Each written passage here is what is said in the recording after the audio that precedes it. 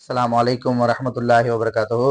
சமீப காலமா போர் பதட்டங்கள் என்பது அதிகமாயிருக்கு. அதிலும் குறிப்பா பேசப்படுறது இப்ப பாத்தீங்கன்னா இஸ்ரேல் மற்றும் அமெரிக்கா இணைந்து ஈரான் மேல ஒரு அதிகார துஷ்பிரயோக தாக்குதல் நடத்திருக்கு. இந்த தாக்குதல்ல அதிகமா பேசப்பட்ட விஷயம் என்னன்னா, ஈரான்ல மினாப் என்ற ஒரு ஊர்ல ஷஜாரே தைபியா கேர்ள்ஸ் எலிமெண்டரி ஸ்கூல்ல இஸ்ரேல் அணுகுண்டு தாக்குதல் நடத்திருக்கு. இந்த தாக்குதல்ல 165 குழந்தைகள் 165 குழந்தைகளிலும் 7ல இருந்து 12 வயதுக்குட்பட்டவர்கள் பெரும்பாலானவர்கள் என்று ஊடகங்கள் நமக்கு சொல்லுது. அது மட்டும் இல்லாம 90ல இருந்து 100 நபர்கள் படுகாயம் அடைந்ததாகவும் ஊடகங்கள் நமக்கு தெளிவுபடுத்துது. பொதுவாவே போருடைய மரபுனா என்ன? குழந்தைகள், பெண்கள், வயதானவர்கள், நோயாளிகள் இவங்கெல்லாம் எந்த ஒரு தொந்தரவும் கொடுக்க கூடாது. இதுதான் போருடைய மரபு. ஆனா இஸ்ரேல் இது போன்ற ஒரு கேவலமான வேலையை இப்ப மட்டும் இல்ல பல காலமா செஞ்சுட்டு தான் வருது. இத நேரடியா இஸ்ரேல் நாங்க தான் செஞ்சோம் அப்படின்ட்டு முன் வர மாட்டேங்குது. அமெரிக்காவும் இதை யார் செஞ்சிருப்பா அப்படின்னு நாங்க விசாரிச்சுக்கிட்டு இருக்கோம் அப்படின்னு சொல்ல வருது. இல்ல சந்தேகமே கிடையாது. ஏன்னு பாத்தீங்கன்னா இஸ்ரேலுக்கு இது ஒண்ணு புதுசு கிடையாது. காசாலையும் இதுதான் அவங்க பண்ணாங்க, பலஸ்தீன்லயும் இது போல விஷயத்தை தான் அவங்க பண்ணாங்க. எப்படி நம்ம சொல்றோம் அப்படின்னு பார்த்தோம்னா,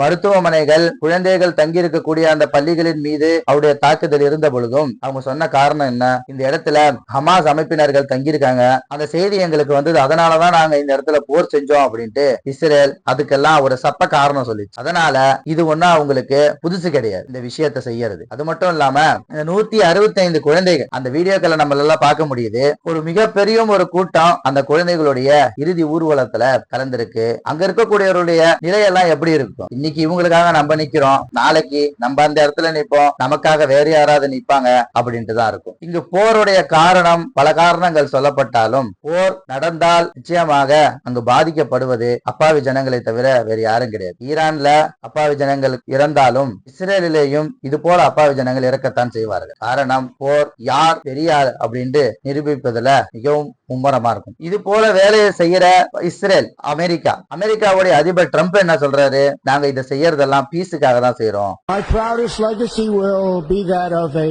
peacemaker and unifier. That's what I want to be, a peacemaker and a unifier. Here's the truth. Israel seeks peace.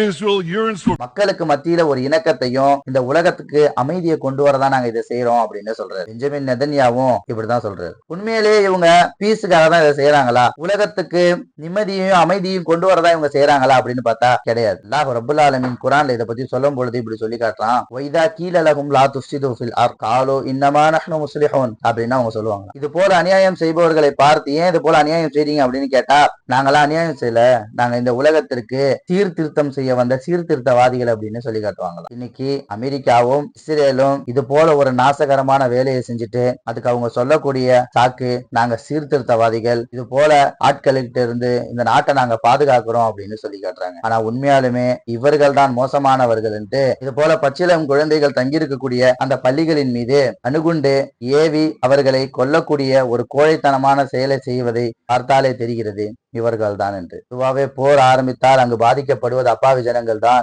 ரப்பல் ஆலமீன் இது போல அதிகார துஷ்பிரயோகத்தை பயன்படுத்துபவர்களிடத்திலிருந்து இந்த நாட்டை பாதுகாத்து அருள் புரிவானாக. அஸ்ஸலாமு அலைக்கும் வரஹ்மத்துல்லாஹி வபரகாத்துஹு.